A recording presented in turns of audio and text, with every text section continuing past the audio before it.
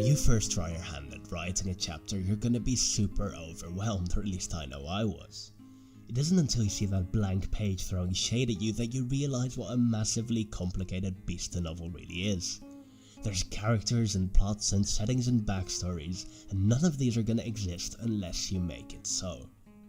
Now, the natural response, of course, is to spend hours going through baby names for your characters, but if you're serious about your novel, then sooner or later you're gonna have to make some miles. My name is Julian Tunru, I'm the author of the Dav Ivan historical fiction series, and this is the nearly complete guide to writing your novel. Episode 2, Moving Forward.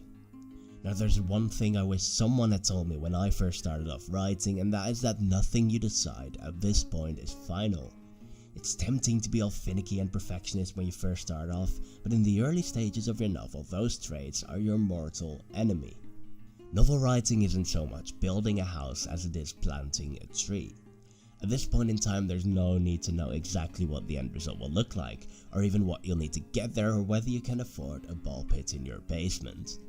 All you need is one initial idea to kickstart your writing, the proverbial seed in the dirt that your story will grow out of.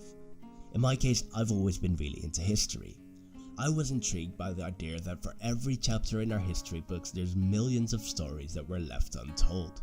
So this was my seed, something that I was interested in exploring. And before I'd even decided on this theme, already in the back of my head, that tree started growing.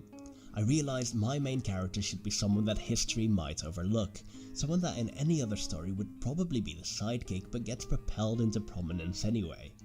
Then that sidekick got a brother to take care of, and that brother got a job, and before I knew it, I was well underway in going the distance. Now for you, that seed could be anything. It might be someone in your family, or something you witnessed travelling, or some drunk discussion on what it would be like if we all walked sideways. And more likely than not, it's whatever inspired you to write a novel in the first place. Now again, it's perfectly fine for you to dismiss all of this at some point in the future, but for now, use it as a departure point to set off on your journey. Now, as you start writing, sooner or later you're gonna find yourself at that most divisive of crossroads. On the one hand, there's authors who swear by meticulously outlining every aspect of their story, and on the other end there's those daring free spirits that would rather just wing it. And there's very valid arguments to be made for both. Outlining allows you to look at the big picture and make sure you aren't just skipping from one plotline to another. Winging it, on the other hand, makes you a lot more flexible when inspiration strikes, meaning your story will evolve more organically and the whole thing will feel a lot less rigid. My advice to you would be to simply do both. Outline your story the best that you can, then ignore it completely whenever you feel the need. This way, your story will at least have some sort of backbone that you can work off of, while leaving you free to flesh out the details as you move along. You'll soon find yourself gravitating towards either structured or flexible anyway, which is actually an important step in finding your style as a writer. Whichever you choose though, the rule of thumb here is that anything you write should move the story forward. Generally that means that either something noteworthy happens or something about your characters is revealed. This is of course a very broad definition, and by no means do they have to be a major plot twist or some grand reveal. The best advice I can give you is to channel your insufferable 6-year-old self and ask that same question at every single turn. Why? Is your character some unpopular high school girl? Well, why? What does it do for the story? Did her parents die when she was young? Why? Does she want to find a cure for some deadly virus? Well, why? What drives her there? If your answer is that it's something that the reader needs to know because it sets up your climax or it helps them understand the character, then great, good on you.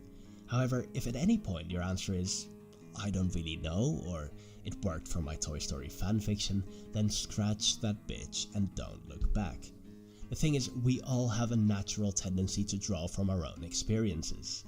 This can be our personal lives or some book we read, but we seldom realize it because to us they just feel natural. Still, most of our lives are really not that special, and so these default settings tend to be dull and unimaginative.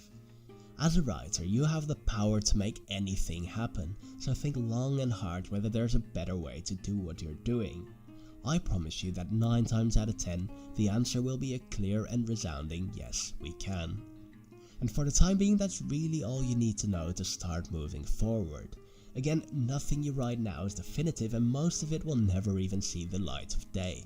Because not too long from now, when your nurturing finally starts paying off, future you will take your little sapling and grow it into something much, much better.